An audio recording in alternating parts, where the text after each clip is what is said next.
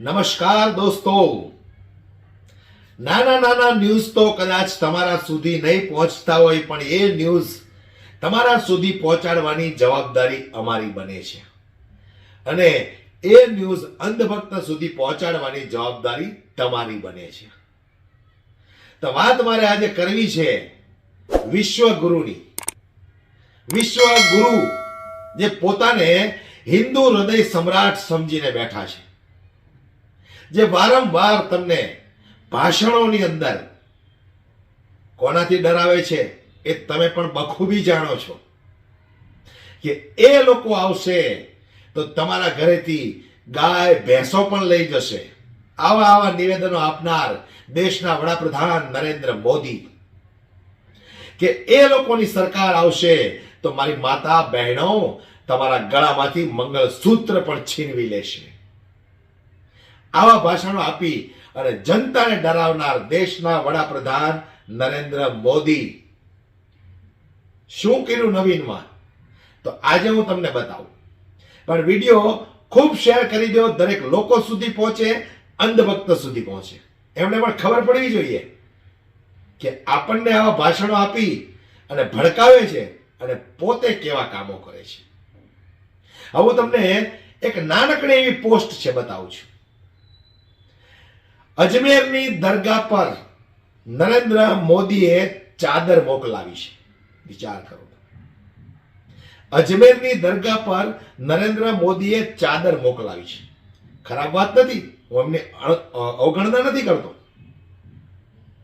પરંતુ મારે કહેવું છે કે જો અજમેરની દરગાહ પર તમે ચાદર મોકલાવી અને મુસ્લિમોના દિલ જીતવાની કોશિશ કરો છો, તો જ્યારે ચૂંટણી આવે ત્યારે હિન્દુઓ સામે આવી અને તમે સ્ટેજ પરથી એ જ હિન્દુઓને મુસ્લિમ વિરુદ્ધ કેમ ભડકાવો છો? શા માટે આવું કરો છો? શા માટે આટલી ગંદી રાજનીતિ કરો છો? શા માટે ધર્મના નામની રાજનીતિ કરો છો? હું જનતાને કહેવા માંગુ છું, જ્યારે તમે નરેન્દ્ર મોદીના ભાષણો સાંભળ્યા હશે 2024ની ચૂંટણીના, તો ખાસ કે એ લોકોની સરકાર આવશે તો તમારી ગાય ભેંસો લઈ જશે, એ લોકોની સરકાર આવશે તો તમારી માતા બહેનના ગળામાંથી મંગળસૂત્ર લઈ જશે, એ લોકોની સરકાર આવશે તો તમારી જમીન પણ આ લોકો છીનવી લેશે. અને સાહેબ 65 વર્ષથી તો એની સરકાર હતી. 65 વર્ષથી તો એમની સરકાર હતી.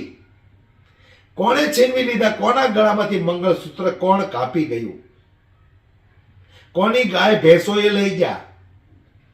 અને ગાય ભેંસો લઈ જઈને એ કરે શું? છેલ્લે તો 2024ની અંદર નરેન્દ્રભાઈ મોદી એવા ભાષણો કરતા હતા કે આપણને એવું લાગે કે નરેન્દ્ર મોદીનું માનસિક સંતુલન હવે ખરાબ થઈ ગયું છે. ચૂંટણી જીતવા માટે ન બોલવાના શબ્દો મંચ પરથી બોલે છે. ઘણા બધા એવા શબ્દો બોલ્યા હતા નરેન્દ્ર મોદી કે આપણે ટીવીની અંદર જોતા હોય ને નરેન્દ્ર મોદીનું ભાષણ આવતું હોય ને, તો ફેમિલી સાથે બેસીને જોતા હોય તો ખરેખર એમ થઈ જાય કે આપણે ટીવી બંધ કરી દઈએ.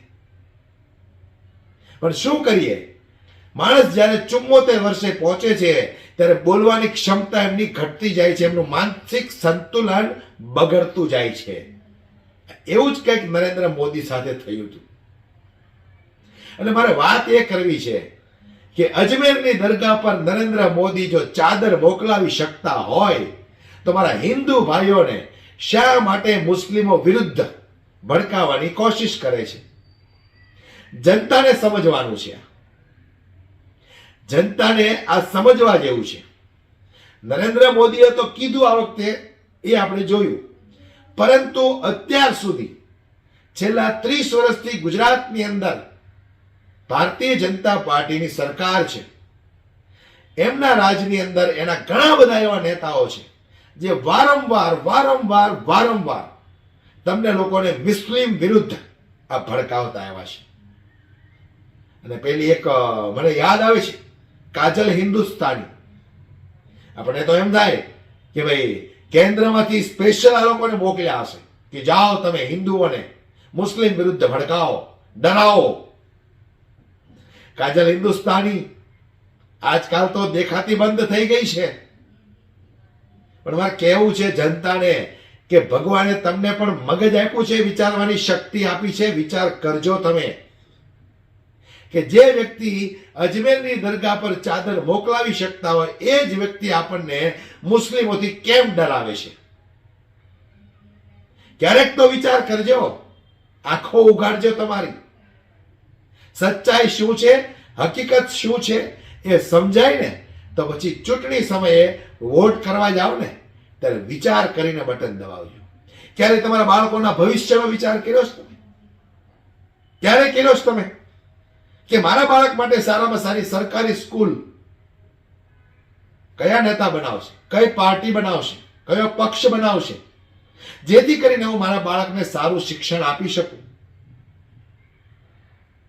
મારા માટે, મારા પરિવાર માટે સારામાં સારી આરોગ્યની વ્યવસ્થા કોણ કરશે? જે મારા માટે, મારા પરિવાર માટે સારા આરોગ્યની વ્યવસ્થા કરશે, હું એને વોટ કરીશ. ક્યારે આવું વિચાર્યું છે તમે?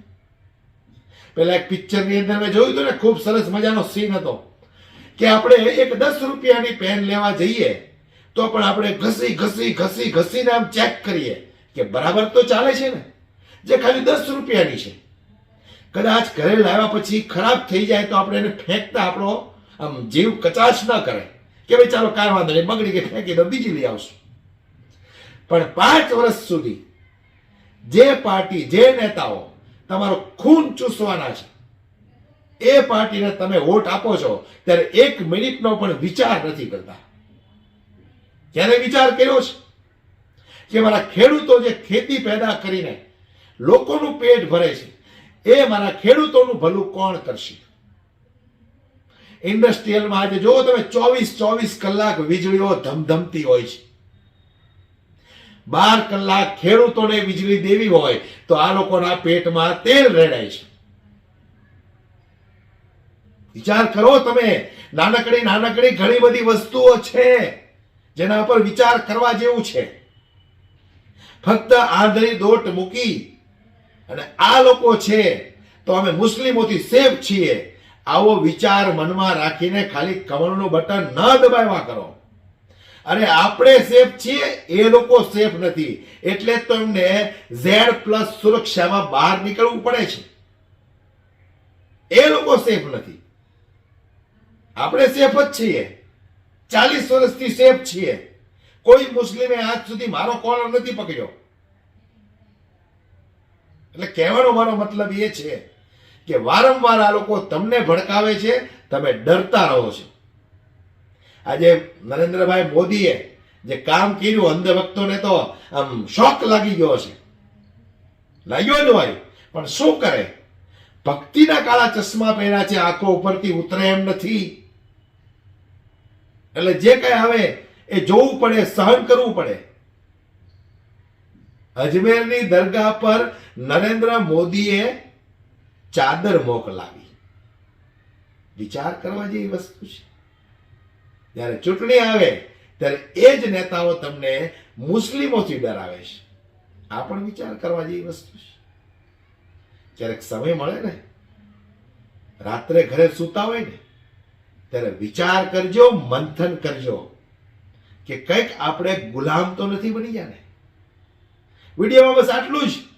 આવી તો ઘણી બધી ચર્ચાઓ છે જે તમારા સમક્ષ વારંવાર મૂકતા આવ્યા છીએ.